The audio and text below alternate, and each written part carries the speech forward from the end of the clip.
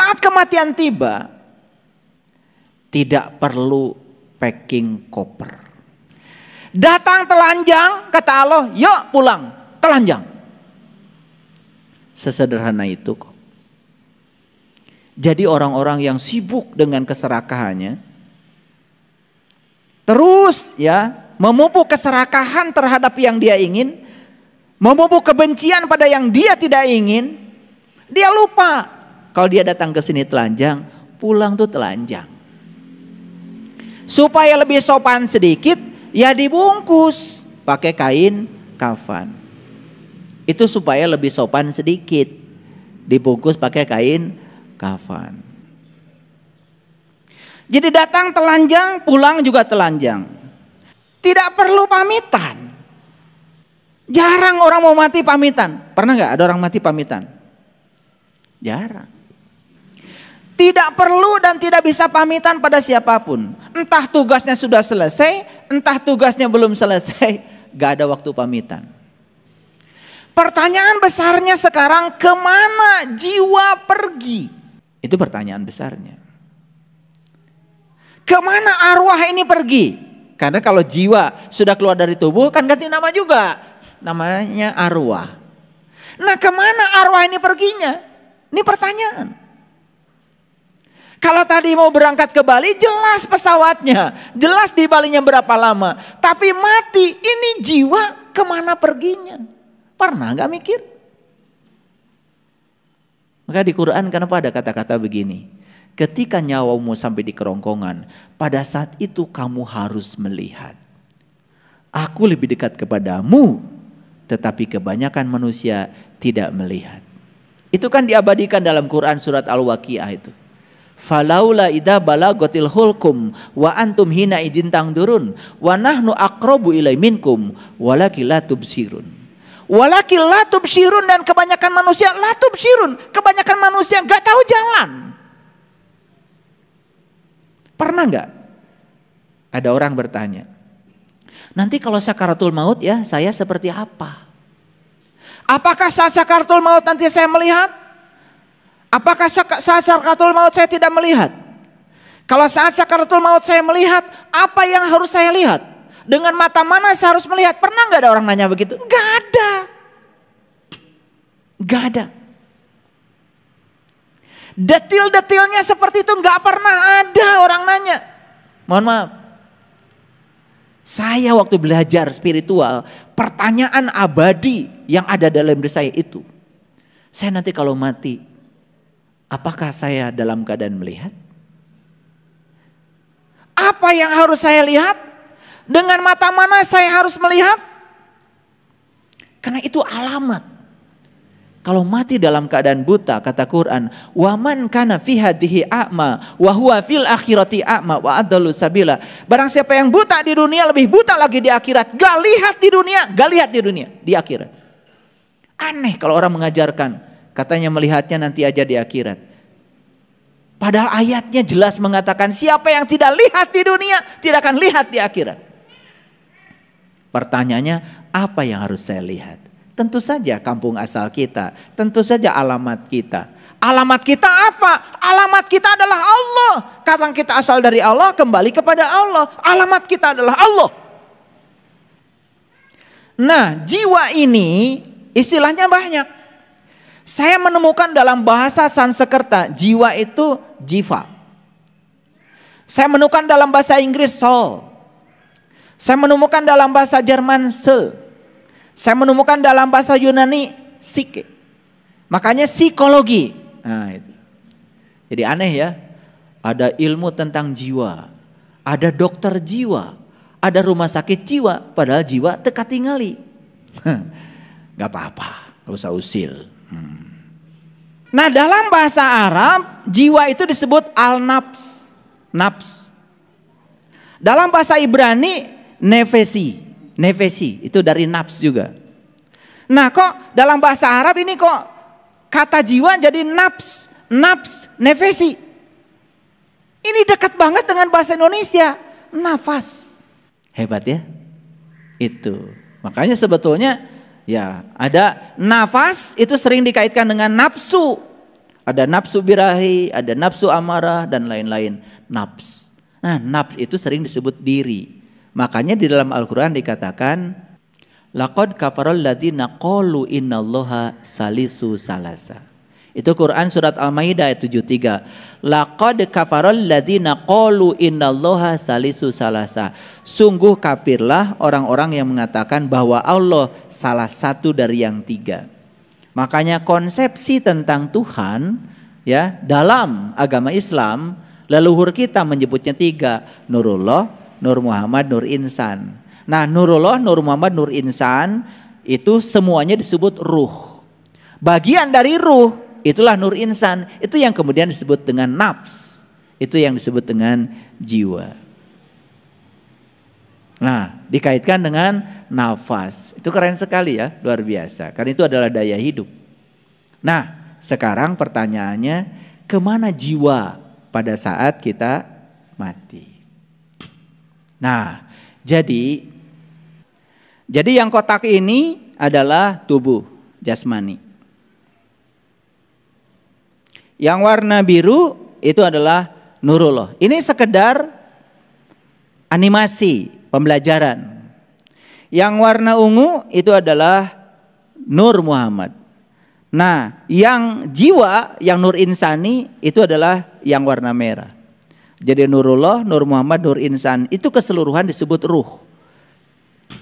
Nah, bagian dari ruh itu namanya jiwa. Nah, ini yang warna merah. Itulah diri sejati kita. Itu nafs, itu diri. Makanya ruh dengan nafs dalam Quran berbeda. Jadi sejarahnya begini. Ketika di kandungan ibu, nah di kandungan ibu ya, ada jasmani, ya. Nah, setelah jasmani itu selesai dibangun dengan sempurna, kata Allah dalam Quran, aku tiupkan ruhku. Nah, tetapi yang ditiupkan saat itu cuma dua. Satu Nur Insan, dua adalah Nurullah. Nur Muhammadnya belum. Tidak perlu wasilah di luar. Nah, Nur Muhammad itu kapan masuknya? Itu tepat pada saat kepala nongol. Nah, begitu lahir ke alam dunia, tubuh jasmani sudah sempurna seperti ini, ruh sudah ditiupkan lengkap. Ada Nurullah, Nur Muhammad, Nur Insan. Nah, pada saat kita tidur seperti ini, nah, Nur Insan itu keluar. Nah, Nurullah dan Nur Muhammad tinggal di dalam diri, tinggal dalam diri. Makanya hati-hati kalau tidur. Makanya begitu bangun dari tidur ya bersyukur, ya Nur Insan balik lagi. Kalau tidak balik lagi ya itu ya kehilangan sukma. Jadi walaupun bernapas, kalau kehilangan Nur Insan ya tidak menjalani kehidupan. Nah, makanya ketika sudah bangun Nur Insan balik lagi. Nah, ketika mati, nah ini mati. Kalau mati dalam keadaan tidak tahu jalan pulang, Nur Insan ini ditinggalkan dalam tubuh. Nurullah dan Nur Muhammadnya keluar. Nah, inilah mati dalam keadaan yang sangat mengerikan. Nah, ketika kita mati harusnya begini. Nurullah, Nur Muhammad, Nur Insan gumulung meninggal. Keluar semuanya. Sehingga tubuh ini kosong. Nah, tubuh yang telah berhasil mengantarkan ketiganya menjadi gumulung manunggal, innalillah wa inna ilaihi rajiun, tubuh ini diterima dengan senang hati oleh bumi. Maka tubuhnya itu tidak lama di bumi. Hanya 40 hari sudah diterima oleh bumi. Nah, itu namanya mulih kajati mulang ke asal. Nah, sempurnalah kembali ke alam asal. Nah, inilah yang disebut dengan keabadian. Gitu. Nah, semua manusia itu ingin agar dia bisa mencapai keabadian yang semacam ini. Nah, tetapi banyak yang tidak tahu caranya. Disitulah perlu bimbingan seorang guru. Guru yang sudah mursyid tentu saja. Guru yang sudah mengalami. Bukan orang yang mengajarkan kita nyebrang ke laut sementara dia sendiri belum pernah nyebrang laut. Ya, tetapi kok banyak yang percaya ya sama dia. Luar biasa. Paham ya? Nah, kita balik lagi ke sini. Jadi kemana jiwa itu pergi? Tentu saja jiwa itu menyatu kembali ke alam asalnya. Memenuhi ayat innalillah wa inna ilaihi rajiun. Kembali ke kekosongan kembali. Bisa mengerti? Oke, kita lanjutkan. Nah, gimana caranya supaya jiwa itu tahu tempat asalnya? Disitulah kita harus latihan mati selagi hidup. Nah, itulah pentingnya kita latihan mati selagi hidup. Gitu. Baik para sahabat. Ini episode yang berbeda. Saya akan cerita tentang kematian secara utuh sekarang. Kematian itu sesungguhnya adalah pengingat. Ulangi. Kematian itu sesungguhnya adalah pengingat. Mengapa begitu? Kematian itu selalu dekat. Dan kematian itu persis seperti bayangan kita. Iya. Pernah gak kita berpisah dengan bayangan? Gak pernah. Nah, kematian itu dekatnya dengan kita seperti bayangan dengan kita itu. Kematian itu. Cuman kita mungkin tidak menyadarinya. Tetapi kematian itu mengikuti terus dari saat pertama hidup sampai hingga terakhir. Makanya kematian tidak memandang usia. Oh, kematian hanya untuk gogo tadi. Ya, memang kebanyakan sih di usia itu. Karena tubuh tidak layak pakai lagi. Gitu. Tetapi kan ada juga bayi mati. Ada juga orang yang usianya belasan tahun meninggal. Ada juga umur likuran meninggal, kan gitu, ya. Jadi tidak memandang usia. Nah, kematian itu adalah proses, sebagaimana hidup adalah proses. Dan mereka berjalan bersama. Jadi kematian dan kehidupan itu bukan sesuatu yang terpisah. Persis seperti dua roda yang bergerak membawa itu gerobak. Coba, gerobak yang ditarik oleh delman. Kalau rodanya cuma satu, nggak jalan. Karena rodanya dua, jalan. Nah, kehidupan dan kematian itu seperti itu, ya, berjalan beriringan seperti dua roda yang menggerakkan delman. Jadi bergeraknya delman karena ada dua roda. Tidak ada kematian kalau tidak ada kehidupan. Tidak ada kehidupan kalau tidak ada kematian. Jadi kematian dan kehidupan itu seperti kita dengan bayangan. Jadi pahami bahwa sebetulnya kematian itu bukan sesuatu yang terpisah dari kehidupan. Lihat saya semuanya. Sekarang saya sedang bernapas. Napas itu cuma dua. Masuk dan keluar. Masuk dan keluar. Saat napas masuk saya hidup.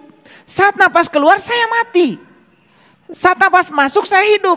Saat napas keluar saya mati. Jadi sebetulnya sekarang kalau disadari kita ini sudah mengalami hidup mati, hidup mati, hidup mati terus menerus. Sehingga saat kita keluar napas gak masuk lagi disebutlah napas yang terakhir. Makanya orang meninggal sering disebut telah menghembuskan napas yang terakhir. Artinya napas keluar gak balik lagi. Kemana napas ini? Bukankah ke sini? Kemana napas ini? Bukankah ke sini?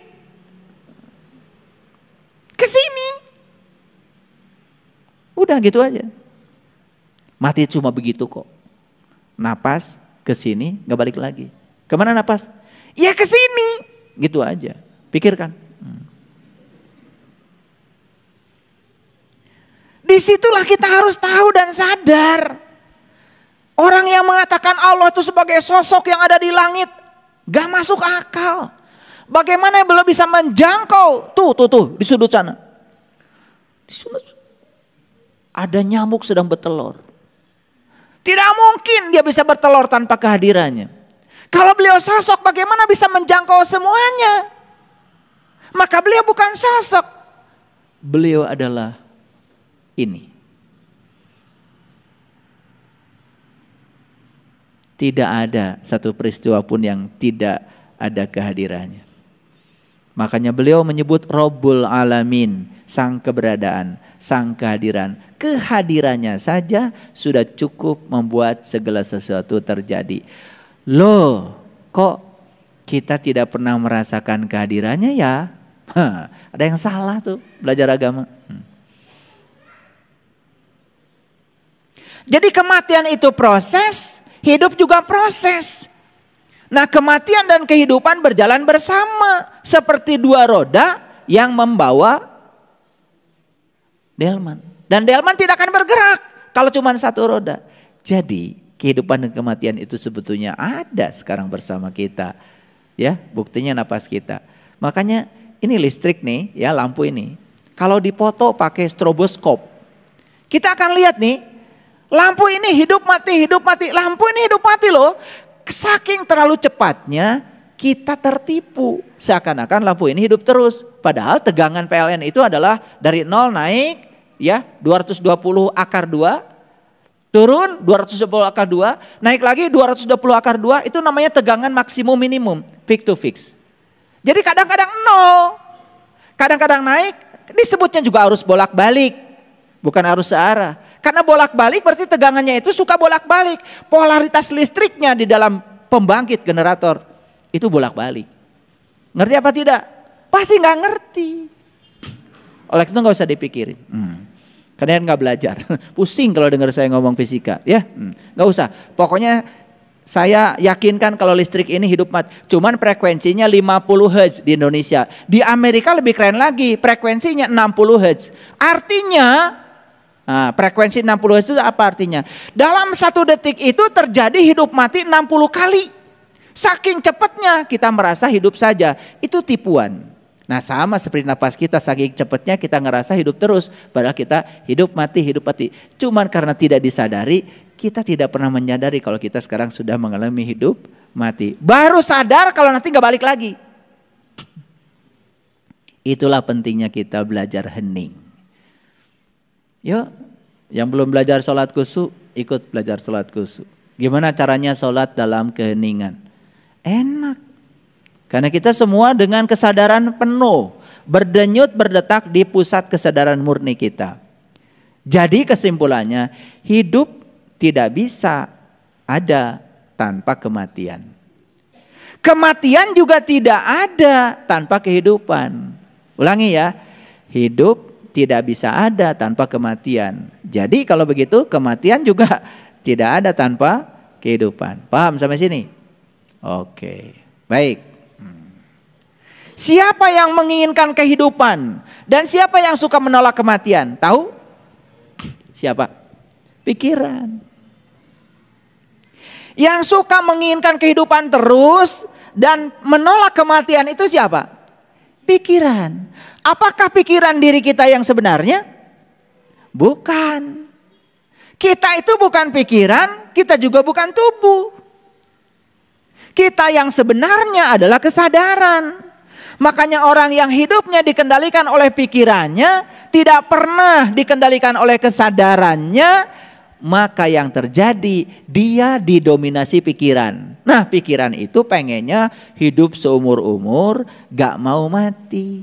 Makanya pikiran itu gampang sedih. Ketika hidup senang banget, ketika mati sedih banget.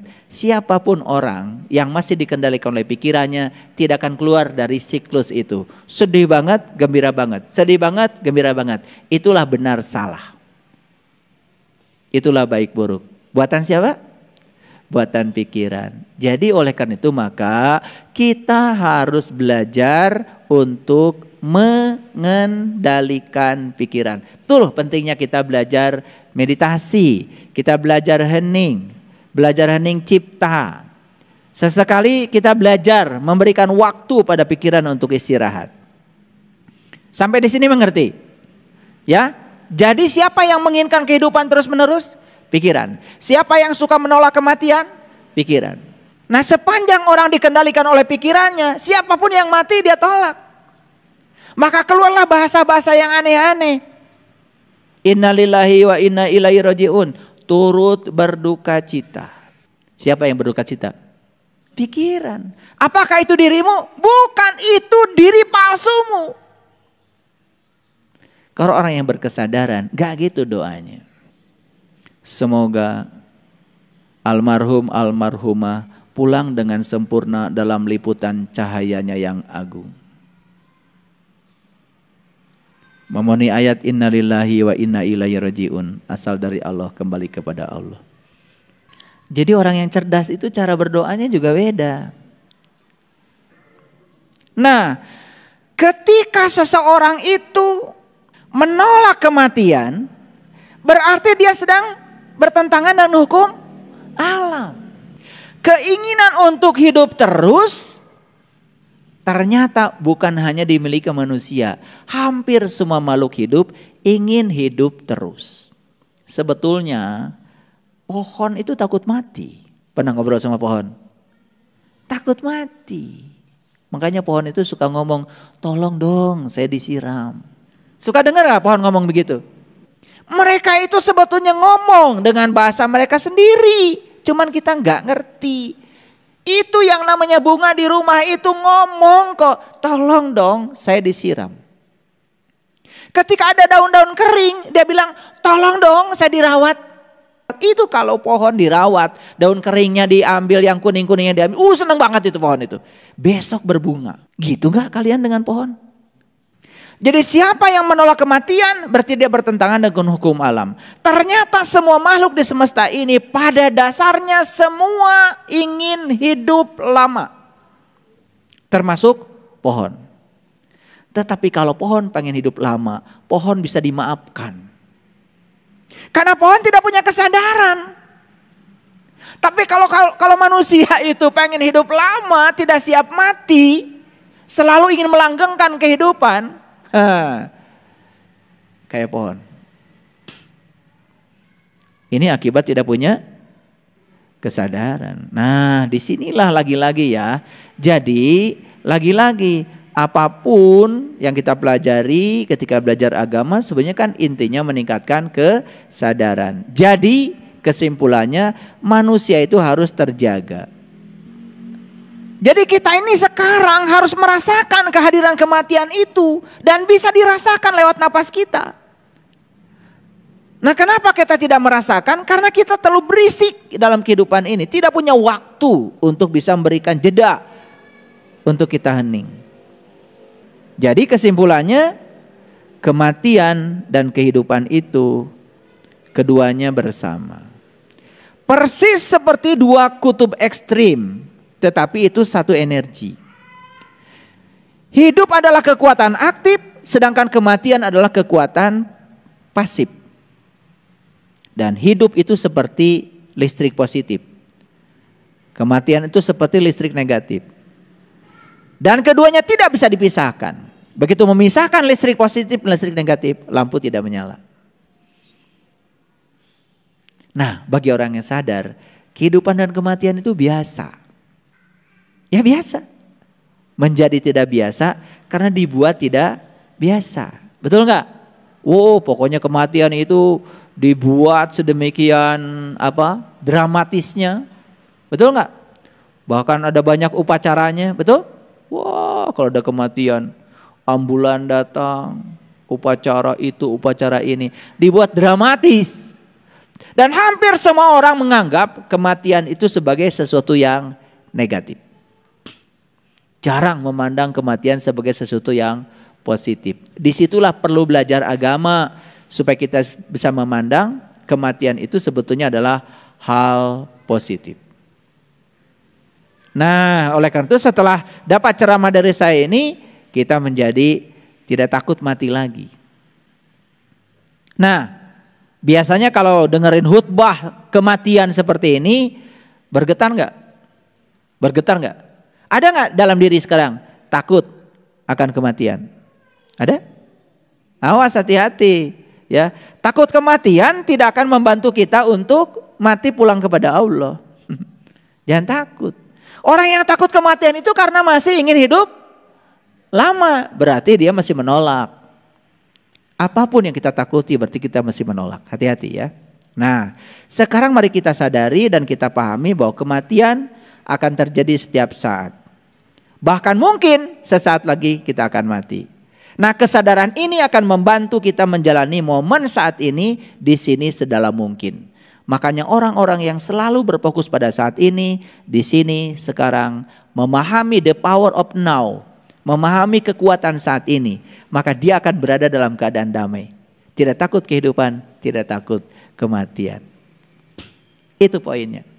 Nggak tahu bisa nangkap nggak poin saya? Oke, ya. Nah, Jadi kematian ini bisa memotong ya akar kehidupan tanpa memberitahu, tanpa isyarat.